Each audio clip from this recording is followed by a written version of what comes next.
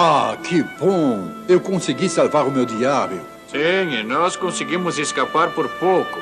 Mas para quê? Por uma única razão, meu amigo. Vamos contar tudo o que vimos em um mundo desconhecido. 20.000 léguas submarinas.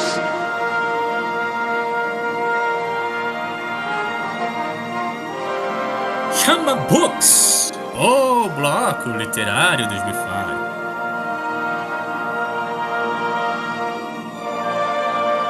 Versão brasileira Master Sound. Se você aí é um entusiasta do mundo dos livros e caiu aqui de paraquedas, saiba que o Chama Books é um bloco aqui do canal Gibify, né? Um canal dedicado a gibis, graphic novels, entre outras coisas. Mas inspirado pelas referências e citações de A Liga Extraordinária de Alan Moore, decidimos começar um bloco de livros nos quais eu tenho dedicado horas da minha vida. E hoje nós falaremos de As 2.000 Léguas Submarinas de Júlio Verne. Mas antes, por favor, compartilhe e comente. Deixe aí o que você achou e os links de compra de uma versão estarão no post deste podcast. Monstro afunda outro navio! Pesquisadores estão confusos! Professor, com todo respeito, posso perguntar uma coisa? Claro, Corseio. O professor pode me dizer se não tem receio dessa expedição? Sem dúvida, sabemos que há um enorme perigo à nossa frente, meu amigo. Ah, então o senhor é o professor de quem tanto falam. Professor Pierre Aranax, a seu serviço. Ned Land, arpoador, às suas ordens. Mas vamos lá. Antes, né, de eu começar com o livro, eu devo falar, né, que eu já tinha visto um pouco de Capitão Nemo na Liga Extraordinária, já tinha visto um filme horroroso da Disney da década de 80, se não me engano. Não vale, não faz jus.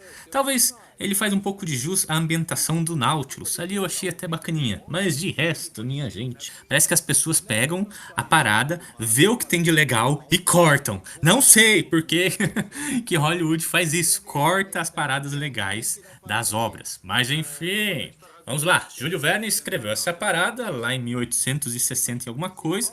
Na minha cola aqui, 1869. Então é considerada uma obra meio que revolucionária no sentido que ela prevê muita coisa, né? Por exemplo, o submarino ainda era uma ideia super rudimentar. Estava no campo, quase que no campo das ideias. Embora existia algum projeto ou outro, alguns protótipos ou outros, o submarino idealizado do Nautilus muito provavelmente é tipo a base mais inspiradora para os submarinos atuais. Você pode ver muitas das semelhanças. Para começar, o formato, né, de baleia cachalote ainda é utilizado nos submarinos atuais, né? E isso quem inspirou primeiramente foi Júlio Verne. Antes, né, os submarinos, na real, contemporâneo ao conto, existiam aqui os protótipos submarinos que mais pareciam uma caixa que era submersa. E depois os submersos pareciam uma bolinha, né, que não servia para muita coisa. Mas enfim... Mas como pôde flutuar desta maneira? Estou sentado nas costas do monstro. Você o matou? Não, nem mesmo meu arpão pode penetrar uma placa de metal.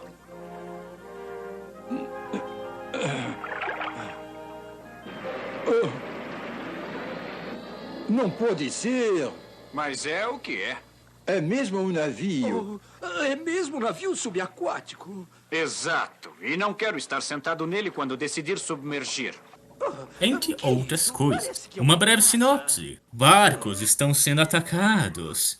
E todo mundo, depois de ler Moby Dick, acha que talvez tenha uma baleia ou outro tipo de monstro que precisa ser caçado nos mares. Por isso, o naturalista e um apurador estão em um navio de caça, o Abraham Lincoln, e nas costas do mar japonês, eles finalmente veem o monstro que meio que fazem eles serem derrubados do navio, e uma vez em contato com o monstro, eles veem que o monstro, na verdade, é uma máquina submarina. Então, muitas coisas das fantasias que eles estavam observando, por exemplo, os olhos luminosos, na verdade, eram algumas luzes emitidas pela máquina. A carapaça dura, que nada é, na verdade, era simplesmente o metal que reveste as paredes do submarino, entre outras coisas. Então eles são abarcados, né? Eles são deixados a adentrar neste navio, onde eles veem que tanto o capitão e a sua tripulação têm uma origem externa. Eles não são do mundo civilizado, entre aspas. Isso é citado no livro. Quando eles veem que a linguagem ali é de outra parada, a linguagem alienígena. Até os fenótipos ali são coisas que não são comuns na Europa. Eles falam, puta merda, são estrangeiros. E esse talvez seja uma das barreiras mais fortes a serem quebradas ao longo do livro. Depois, com muito contato, né, a prisão que eles são confinados vai tecendo-se em amizades. As barreiras, quando a cultura, quando a amizade vai fluindo, a prisão que eles são ali colocados dentro do Nautilus vai se transformando em outras cordialidades. Vai se transformando em amizades, vai se transformando em respeito. E talvez uma das coisas mais massas do livro é o mistério. Como é possível um estrangeiro construir uma parada que é muito mais evoluída que a gente? Como? Né? Então, esses são algumas coisas magníficas de ir se desenvolvendo, de se descobrindo ao longo do livro. Nós estamos submergindo! E continuamos respirando. Estou com fome. Isto é mesmo incrível. No ano de 1866, e realmente estamos viajando sob o oceano. E também, né, quando você gere amizade e respeito, parece que os tripulantes do Nautilus são muito mais civilizados do que as terras natais dos nossos personagens principais. Por exemplo, a discrepância entre o navio do Abraham Lincoln e a cordialidade dos guerreiros e tripulantes do Nautilus é muito, mas muito discrepante. Pois bem, o Capitão Nemo, né, que já tem uma anedota, né, Nemo realmente significa o ninguém. E quando você tem o ninguém, isso atiça, né, a sua curiosidade para saber. Então, ao longo das viagens que o Nautilus vai percorrendo, além das coisas maravilhosas que eles vão descobrindo, cenários com faunas e floras maravilhosas, bichos abissais, locais que em outra hora eram considerados perdidos. Todos os segredos estavam sendo desvendados por Nautilus. Por exemplo, tem uma passagem que o Nautilus descobre uma passagem entre a África e o mar Mediterrâneo, ou seja, né, seria até um túnel subterrâneo. Isso me lembrou muito One Piece, né, o túnel que passa por baixo de Red Line. Então parece que as coisas dentro do 2.000 léguas submarinas são muito aproveitadas na cultura pop até hoje. E para fechar a parte de enredo, né, todas essas aventuras vividas pelo naturalista britânico e pelo arpoadeiro, o cara que caça baleia, pô, eles vão tentar se fugir, porque por mais que o Capitão Nemo tenha uma cordialidade, ou os ofereça comida, ou ofereça as aventuras, ele não tem a mínima pretensão de deixar eles ir embora. Ou seja, ainda é uma prisão. E toda a aventura se vai se calcar neles tentando fugir de um submarino. Ou seja, fugir para desembocar em alto mar. O que é uma das contradições de qualquer prisão. Mas, além disso, né, o naturalista, ele cria uma certa paixão por esse mundo. Então ele até nem quer fugir tanto. Por mais que ele veja que ele está realmente numa prisão, ele começa a tomar gosto por essa prisão. Ele adora ver esses mistérios, ele adora o canal que liga o Mediterrâneo ao Mar Índico. Então ele acha isso tudo fascinante. Por exemplo, ele chorou quando entrou nas ruínas de Atlântida. O Capitão Nemo achou a cidade perdida de Atlântida, né? Então ele se vê nesse dilema. Ao longo que, como ele vê que é uma prisão, talvez ele até deixe escapar assim, poxa, eu acho que é melhor a gente ir embora, porque é uma prisão mesmo, né? E ao longo, partindo para um pouco dos spoilers, né? Os mistérios do Capitão Nemo. A gente vai vendo, por exemplo, tinha um acordo que ele falava assim, ó, tem uma hora que eu vou pedir para vocês irem para os seus aposentos e eu vou trancar vocês lá. Porque tem coisas que eu não quero que vocês saibam, tá? Mesmo que eu vou te manter aqui pro resto da sua vida, eu ainda não quero que vocês saibam. Por exemplo, tem uma parada que eles vão atacar alguém. Então você vê que o Capitão Nemo ele tem rancor, ele tem raiva de algumas pessoas. E antes que a gente veja quem são as pessoas, o Capitão Nemo prende eles. Então o mistério ainda se permanece. Aí tem outra hora que um mergulhador, acho que ele era indiano, Será que era na ilha de Creta? Bom, um mergulhador chega e ele fala assim, ó, pega e ele joga bolsas de tesouros para esse mergulhador, né? Ou seja, ele tá ajudando alguns povos, né? E ele fala assim, esses são os povos que foram escrotinizados pelo Império. Esses povos são os caras que foram escravizados e esses povos são os meus. Então, ao longo da aventura, a gente vai vendo que o mistério, muito provavelmente, o Capitão Nemo ainda é de uma etnia indiana, né?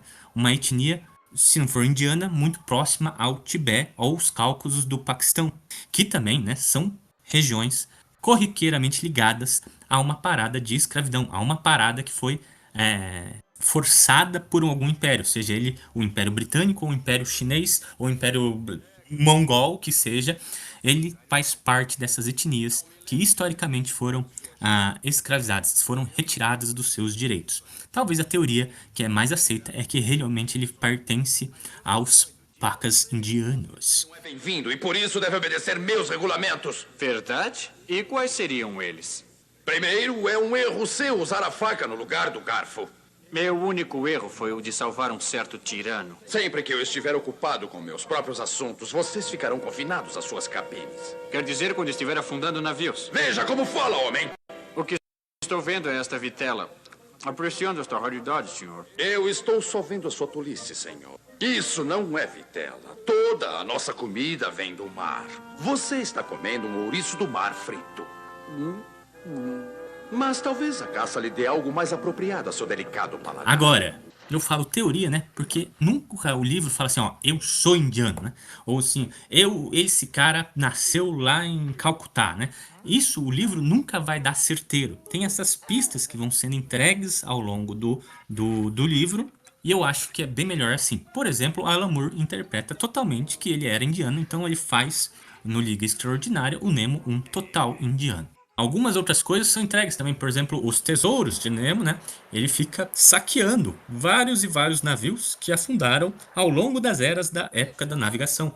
Ou seja, o Capitão Nemo é um erudito, ele sabe rastrear essas navegações que foram naufragadas, cheias de prata e ouro, o que muito provavelmente o ajudou a construir o Nautilus. Ou seja, ele tem as provisões para dar os recursos, seja ele o gênio que criou essa máquina da perfeita tecnologia ou não.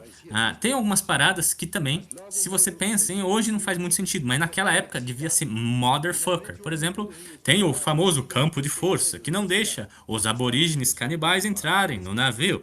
E depois ele explica, né? Tipo, é uma corrente elétrica que a gente coloca nessa escada, né? Hoje a gente sabe que uma corrente elétrica ia eletrocutar todo mundo no navio, né? Com uma liga de cobre dessa, não ia dar muito certo. Mas naquela época era muito legal esse conceito de eletrificar uma parada, e os povos que não estão acostumados com essa tecnologia veem isso como um campo de força. Então, ainda assim, é muito, muito legal. A fuga mesmo vai se dar quando o Capitão Nemo, depois de uma aventura na Antártida, faz uma puta parte do livro, né? Do próprio Nautilus esmagar um gelo para conseguir escapar. Essa parte é muito, mas muito suspense, muito tira o fôlego.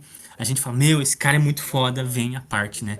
Que tem toda a discussão, né, de se a vingança vale a pena. Aparentemente, o Capitão Nemo tem os seus inimigos, né? E ele os caça nesses mares. E uma vez que o naturalista vê que o Capitão Nemo é esse cara cego pela vingança, que ele vai assassinar os seus algozes, ele realmente caça pela vingança.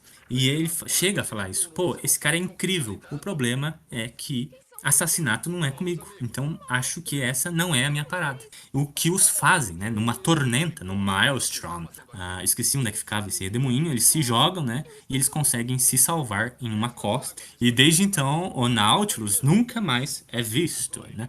Então até fica assim o mistério, será que o Nautilus realmente sobreviveu àquele redemoinho gigante onde eles entraram, né? Então tem toda uma parada assim, ou será que não? A gente, quando afundou, sonhou com essa parada. Talvez o Nautilus realmente não é real, a gente tomou muita água salgada, e agora, será que isso é real? Não sabemos. Mas o naturalista, ele no final, ele dá a entender que realmente aconteceu, né? Ele guardou algumas conchas que era impossível algumas evidências, né, que não era possível ele ter obtido de outra maneira, né? Mas fica algumas perguntinhas assim sinuosas, tá? Então, gente, o livro de Júlio Verne é muito legal. Mesmo se você sabe muito, né, das referências que já foram copiadas e recopiadas, você embarcar nesse mistério junto com o professor Aaron Max e o Ned Land, né, o arpoador de baleeiro, é muito legal você tentar ir desvendando esses mistérios do Capitão Ninguém ao longo do livro. É um livro muito sensacional. Eu indico a todos. Parece que a escrita é muito à frente de hoje. Parece que ainda a galera não sabe escrever hoje. Mas essa é discussão para outra coisa, né? Mas enfim, é um livro muito bacana. Total, fica a minha indicação de 2.000 léguas submarinas de Júlio Verne. E a gente se vê numa próxima. Falou! O capitão Nemo continuava sua viagem, jamais se aproximando da terra firme. Ele era levado por um ódio secreto que jamais diminuía. Para um louco, este milagre de engenharia que navegava pelo fundo do mar era apenas uma jaula que mal podia conter seu ódio. Por quanto tempo esse louco nômade vai nos manter prisioneiros? Ora, Monsieur Ned precisa controlar seu gênio. Vá para a cozinha, Ned. Coma. A comida pode te acalmar. Já é outubro, ainda estamos presos, e se eu comer mais um peixe, vou começar a criar escamas. Nós temos nossas pesquisas, mas para o Ned, os dias parecem não acabar nunca. Quando o Natal chegar, não estaremos mais aqui. Isto é uma promessa. 25 de dezembro de 1866.